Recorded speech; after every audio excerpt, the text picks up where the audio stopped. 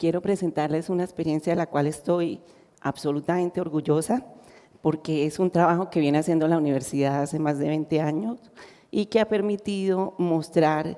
en diferentes escenarios cómo la UIS ha impactado en nuestra comunidad. Y cómo para hacerlo nosotros hemos preparado un escenario de gran cantidad de elementos que permitan reunir la calidad como el eje central de lo que nosotros estamos ofreciendo en ese sentido.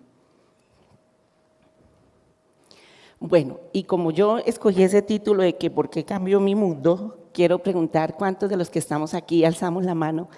y hemos atendido un parto en un avión.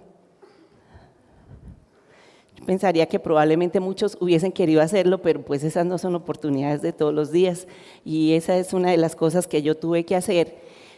cuando mi mundo cambió a partir de una característica y era que tenía que ir a hacer un proceso de prepararme académicamente en términos de una pasantía como profesora que soy de la universidad en Santiago de Compostela, y viniendo de allí, pues se dio la oportunidad de que una niña colombiana que estaba en Roma empezó a tener dolor de parto. El bebé nació tan rápido que ni siquiera lo que traía el avión alcanzó a sacarse para poderlo atender, y bueno, con las tijeritas que estaban ahí para cortar los sándwiches, a cortar el cordón umbilical, a sacar adelante ese chiquito y bueno, que llegara completamente bien aquí a Bogotá. Eso fue unas 3 horas antes de llegar, con lo cual pues entonces atenderla para mirar la profilaxis de lo que podía haber pasado con el chiquito en un nacimiento pues así tan intempestivo y además tan sin nada de asepsia ni mucho menos. Bueno, ¿y por qué estaba yo en Santiago de Compostela? Pues porque en 1996, cuando llegué a la universidad, había una coyuntura muy importante en el país y era que había más de 40.000 casos para asignación de progenitor que no estaban resueltos.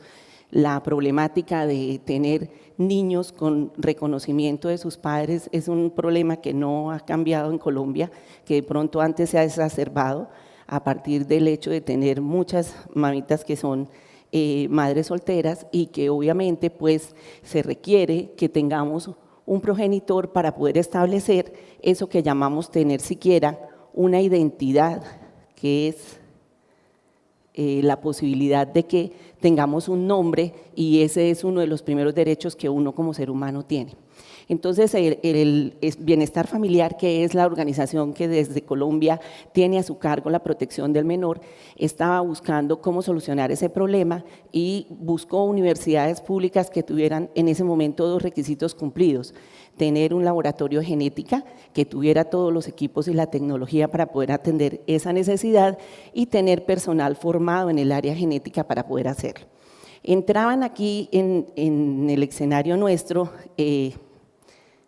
todas esas necesidades, y como no teníamos sino únicamente 5 laboratorios que pudieran cubrir en el país esa necesidad, pues nosotros fuimos asignados mediante un convenio interadministrativo para atender estas 5 regionales, que eran los departamentos de Santander, Norte de Santander, Casanare, Boyacá y Arauca. Trabajamos por más de 4 años en este proceso, hicimos identificación de muchos progenitores, más de 3.000 pruebas de filiación hicimos en ese lapso de tiempo, y pues obviamente con una satisfacción enorme de poder identificar progenitores para estos chiquitos, casi siempre padres, pero en algunas ocasiones también algunas madres,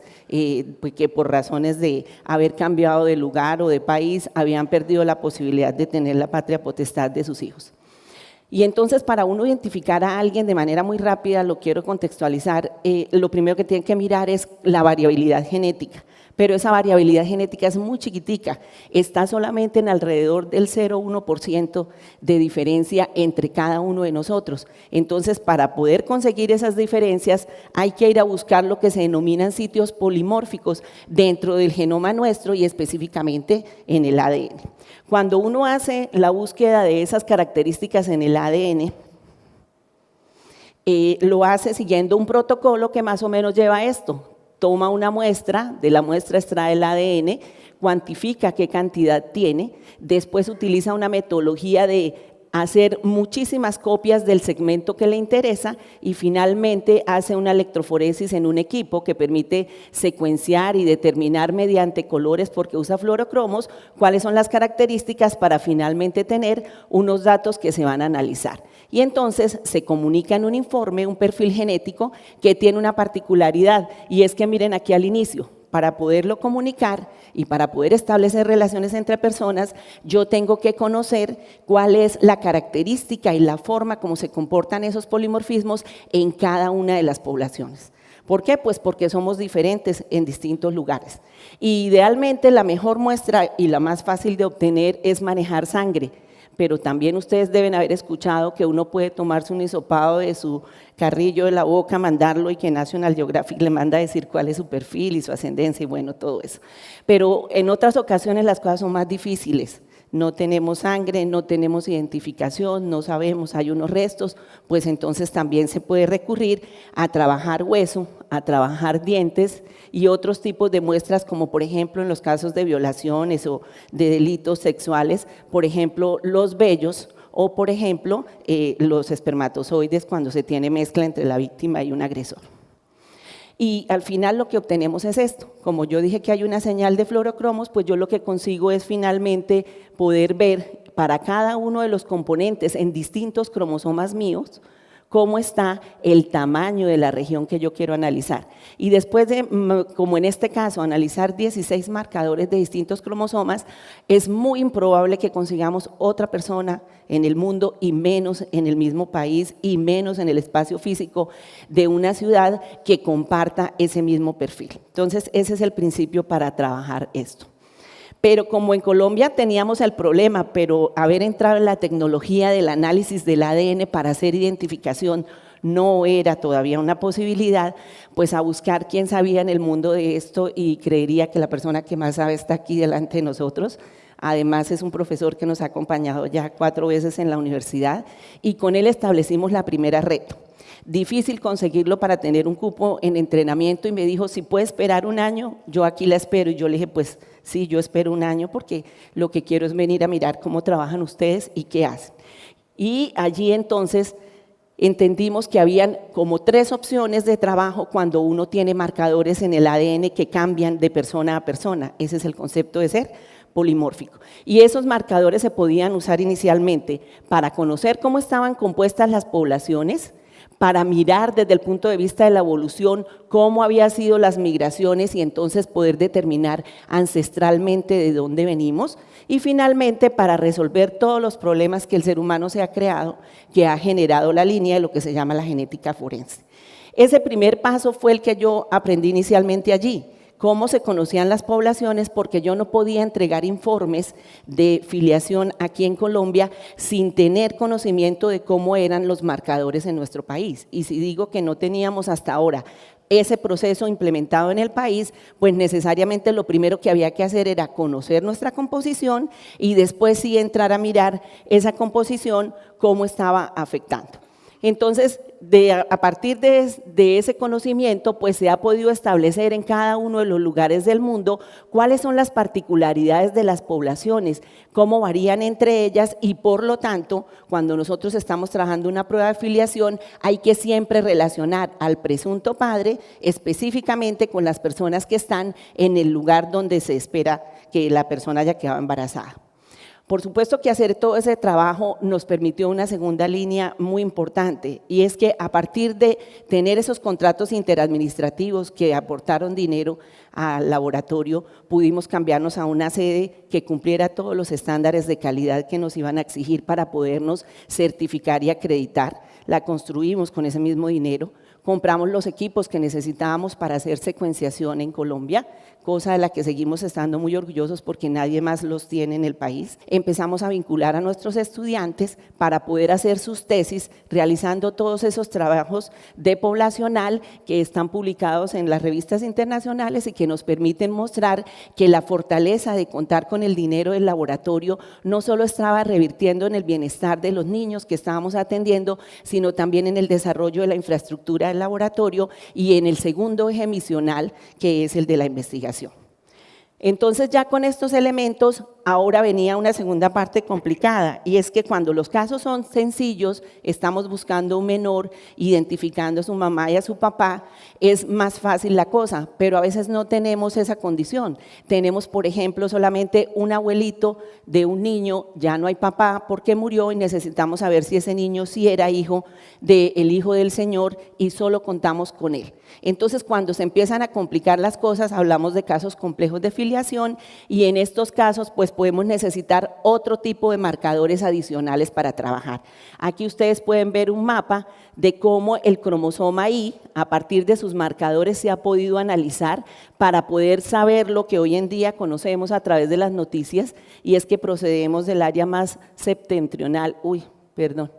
no me salió la bolita, pero bueno, es aquí, de esta parte de África. Tenemos los restos más antiguos del mundo que hablan de que el Homo sapiens sapiens, que es en este momento la condición del hombre en el mundo, tiene alrededor de 200.000 años de haber aparecido en el planeta Tierra. Y estas flechitas indican cómo se fue regando a partir del mundo, y esas flechitas también muestran que el lugar más recientemente poblado son esas islas aquí en el Pacífico, cerca de Oceanía. Y entonces ese es el segundo concepto que se puede trabajar con un polimorfismo genético, el de establecer ancestralmente de dónde provenimos. Y entonces ahí apareció nuestra segunda fortaleza en términos de lo que es el concepto de crear las redes, y fue la doctora Leonor Guzmão, que en este momento hace parte de la board de la Asociación Internacional de Genética Forense, que es experta total en cromosoma X y en cromosoma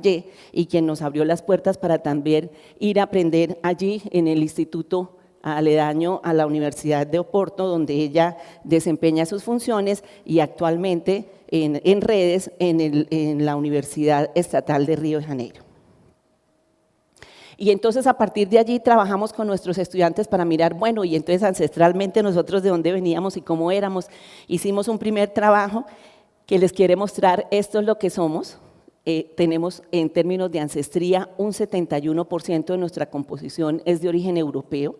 un 24% es de origen asiático y solo un 5% es de origen africano. Si nosotros miramos esto es Santander y específicamente Bucaramanga, pero si yo me voy allí más arribita, por ejemplo al sur de Bolívar, pues las cosas ya no son así, y si me voy a la costa pacífica, pues tampoco, y si voy a los llanos, seguramente tenemos este componente muchísimo más amplio, porque tenemos muchos más descendientes directamente de nuestros componentes ancestrales nativos indígenas, y entonces por eso la necesidad de conocer puntualmente en el lugar donde vamos a trabajar cuál es nuestra composición. Bueno, y finalmente pues llegamos al punto donde nosotros estamos ahora abriendo la nueva línea de trabajo, y es que los problemas entre los seres humanos nunca acaban, y que en ese orden de idea pues tenemos muchos otros campos desde los cuales la genética puede responder. Uno de esos campos es todo lo de filiación que ya les mostré, hemos estado trabajando desde el 96, pero el otro campo grande es el de la identificación humana. En filiación yo conozco un progenitor sin lugar a dudas, y eso se llama no estar dudando de esa persona. En identificación desconozco a los dos. Tengo unos restos de alguien en una fosa y tengo que entrar a compararlos contra 200 familias que están buscando uno de sus familiares que puede ser él, y entonces el concepto y el abordaje desde el punto de vista de la matemática cambia. Ahí tienen algunas situaciones en las cuales nos es útil hacer ese tipo de identificación. Y entonces en los términos de filiación,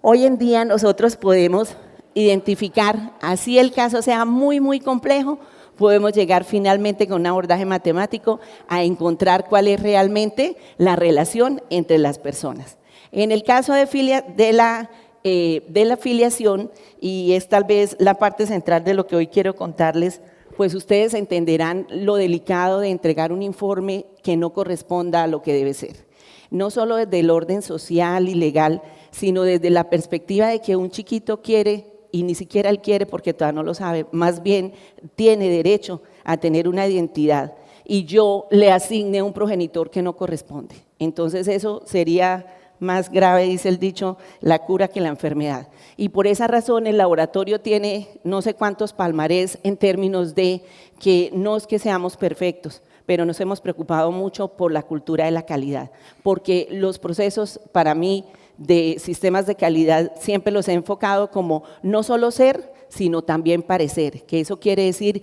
vengan organismos externos, revisen, miren nuestras pruebas y den cuenta con qué estándares de calidad estamos trabajando. Por eso el laboratorio está certificado, está habilitado y está acreditado ante el Organismo Nacional de Acreditación para la realización de las pruebas. Y entonces, en el término de la identificación humana, para nosotros, aquí hay varios escenarios posibles. Han habido muchos desarrollos recientes, sobre todo a partir del problema del 11 de septiembre, que requirió de generar unos paneles nuevos con SNPs para poder entender cómo íbamos a identificar el 60% de las muestras que no se habían logrado identificar con los marcadores que hasta ese momento había en el mundo. Por supuesto, esos desarrollos fueron hechos en el laboratorio del doctor Carracedo, así como fue hecho en el laboratorio de él la identificación del hijo de Clara, un 25 de diciembre, que le tocó pasarlo en el laboratorio para hacerle a Colombia en 24 horas esa tarea y poderle entregar inequívocamente que sí era el hijo de ella. Entenderán un poquito la complejidad, no había mamá porque no la habían rescatado y solo teníamos abuela y 2 hermanos de ella, pero a partir de todos los análisis que se hicieron, pues se logró identificar que efectivamente ese era el niño. Y hoy tenemos una situación muy particular y es que así como en el 96 había la coyuntura de 40.000 casos de chiquitos que no tenían asignación de filiación con un progenitor, hoy en día tenemos esa ventana tan inmensa de la necesidad de identificar las víctimas del conflicto armado, ahora que se van a empezar a encontrar seguramente muchas fosas y muchos lugares donde muchos de nuestros compatriotas están y que hay que entrar a identificar. Entonces, el laboratorio, buscando responder a eso, ha hecho ya 2 estrategias específicas. Una es la de determinar una especie de cédula genética con un perfil genético, que todos ustedes están invitados a hacerlo si lo quieren, y es poder saber uno en su composición genética cómo es. Y ahí están todos los numeritos que dicen esta soy yo y no soy otra. Y eso obviamente tiene una importancia, por ejemplo, para los progenitores que están buscando unos hijos que no saben dónde están, para las víctimas de desaparecidos, de conflicto, etcétera, pero también hay otros campos donde se puede utilizar. Por ejemplo, las aerolíneas están muy interesadas en saber cómo es esa composición genética de sus pilotos y de todo el personal que trabaja en el aire, porque ante un desastre masivo que puede ocurrir de la caída de un avión, etcétera, pues es mucho más fácil identificar a un individuo si yo ya tengo previamente conocimiento de cómo está conformado desde el punto de vista de la genética. Y la segunda de las posibilidades que también estamos arrancando ahora es la de mirar cuántos marcadores y de qué manera se deben analizar cuando tenemos muestras demasiado degradadas, porque es que cuando tenemos huesos que llevan muchos años en la tierra, se han contaminado, ha habido acción de las bacterias, del clima, etcétera, pues los fragmenticos de ADN pueden ser tan chiquitos que ninguno de los marcadores que conocemos puedan trabajar. Entonces estamos abriendo una línea nueva en análisis de ADN mitocondrial que nos permite, con la peor de las muestras en el escenario, lograr con bastante posibilidad identificar a un individuo. Entonces, bueno, nosotros quisimos mostrar finalmente este balance para decirles desde el laboratorio llegamos a incluir una tarea de una de las misiones y ejes de la universidad, la extensión. Eso nos ha permitido resolver, como lo ven ustedes allí, 1.700 casos para el bienestar familiar y con los particulares hasta el día de ayer vamos en 1.570 casos en los que hemos resuelto a esos chiquitos la posibilidad de saber de dónde vienen y quiénes son. En términos de investigación hemos publicado 8 artículos en revistas internacionales con todos nuestros estudios poblacionales y hemos presentado muchas ponencias